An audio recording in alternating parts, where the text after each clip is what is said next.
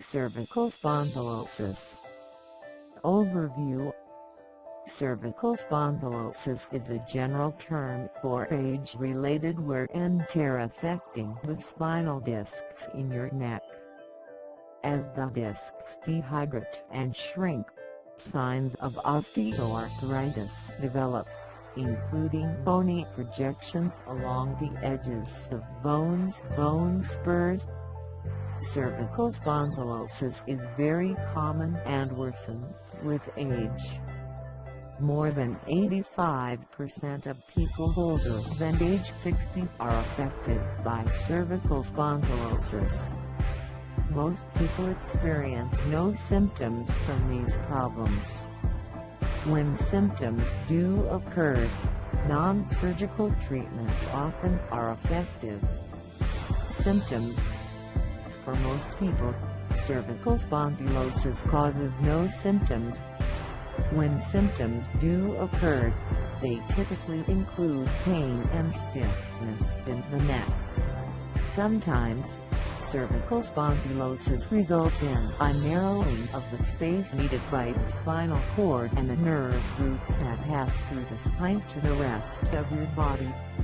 If the spinal cord or nerve roots become pinched, you might experience tingling, numbness and weakness in your arms, hands, legs or feet, lack of coordination and difficulty walking, loss of bladder or bowel control.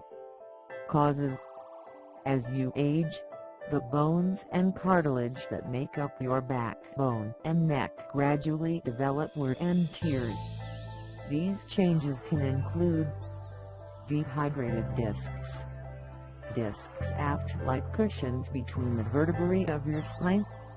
By the age of 40, most people's spinal discs begin drying out and shrinking, which allows more bone-on-bone contact between the vertebrae. Herniated discs. Age also affects the exterior of your spinal discs. Cracks often appear, leading to bulging herniated discs, which sometimes can press on the spinal cord and nerve roots. Bone spurs. Disc degeneration often results in the spine producing extra amounts of bone in a misguided effort to strengthen the spine. These bone spurs can sometimes pinch the spinal cord and nerve roots. Stiff ligaments. Ligaments are cords of tissue that connect bone to bone. Spinal ligaments can stiffen with age, making your neck less flexible. Risk factors. Risk factors for cervical spondylosis include age. Cervical spondylosis is a normal part of aging.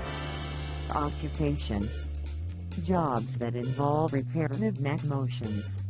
Awkward positioning or a lot of overhead work put extra stress on your neck. Neck injuries. Previous neck injuries appear to increase the risk of cervical spondylosis.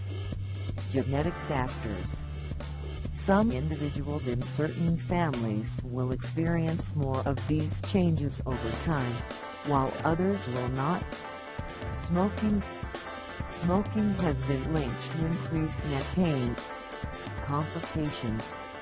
If your spinal cord or nerve roots become severely compressed as a result of cervical spondylosis, the damage can be permanent. Treatment.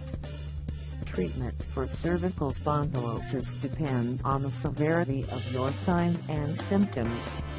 The goal of treatment is to relieve pain, help you maintain your usual activities as much as possible, and prevent permanent injury to the spinal cord and nerves. Therapy. A physical therapist can't teach you exercises to help stretch and strengthen the muscles in your neck and shoulders. Some people with cervical spondylosis benefit from the use of traction, which can help provide more space within the spine if nerve roots are being pinched.